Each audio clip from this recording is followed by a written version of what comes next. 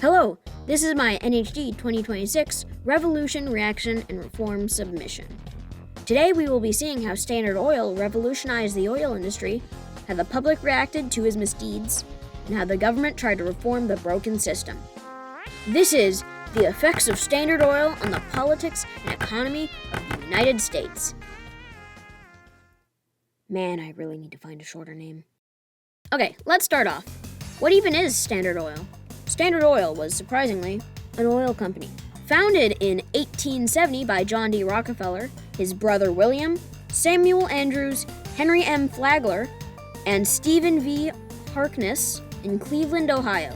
At the time, formerly known as the Standard Oil Company of Ohio, I know, very catchy, they initially only focused on refining oil instead of drilling it, as Rockefeller believed it to be a more stable and risk-averse method.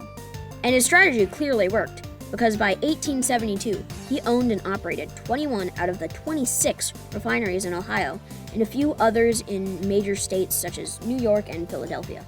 And just 10 years later, the company controlled about 90% of the oil market, making them seem like a bulletproof titan of industry. But you don't take over an economy by being an idiot. Over the years, they engaged in several morally dubious practices, like price gouging, undercutting, and railroad transport rebates. The young company chased cost-cutting so much that they even created the South Improvement Company just to help negotiate deals. And guess what? It worked. They got their rebates, and in doing so, pushed out independent companies that couldn't pay for the unrebated prices.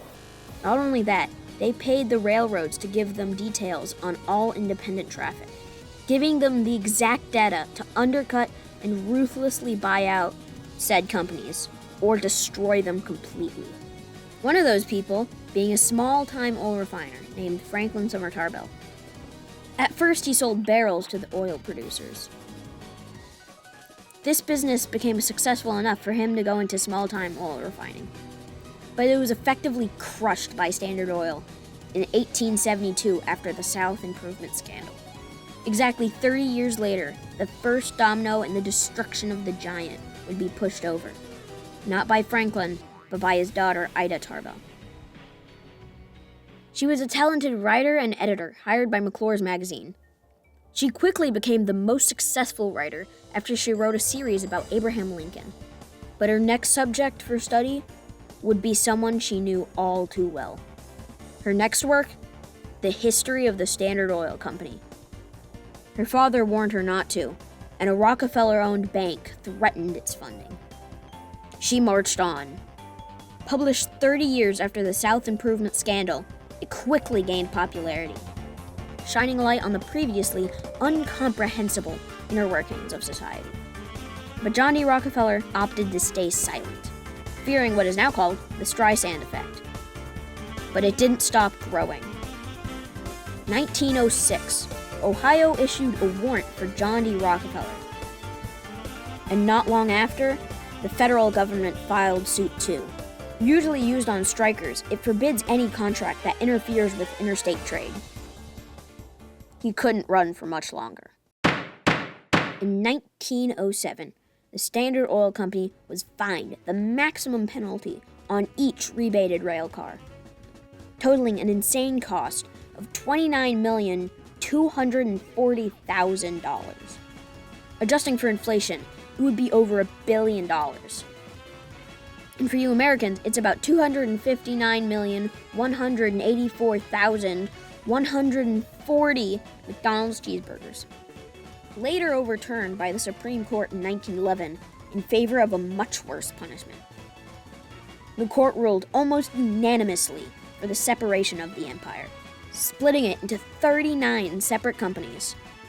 Rockefeller, now 71, would not be going to jail, but he would have the last laugh.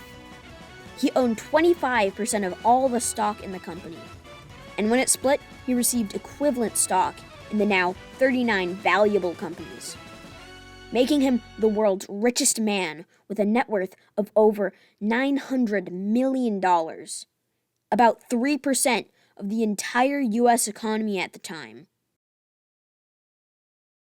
So what does all this mean for the theme of revolution, reaction, and reform? Well, it's undeniable that Standard Oil revolutionized how modern business is done. It also ushered in innovation on the industrial scene. Like the Frosch-Burton process, used to turn previously unusable oil with high concentrations of sulfur into clean, usable oil. He also used petroleum jelly, a useless byproduct, to make Vaseline and lubricant, as well as using gasoline to fuel his factories. Well, the public seems to not like when all of their oil comes from a corrupt, incomprehensible, shady company. So they did what the public does: boycotts and protests. And if the public hadn't had such a reaction, we would not have seen any, like the 1914 Clayton Act, and the creation of the FTC, Federal Trade Commission, the same year. FTC helped enforce all the new regulations on business and interstate commerce. So, what does this all mean in the context of today? This time was an important and formative time for the United States, giving way for the complex and corporate world we live in today.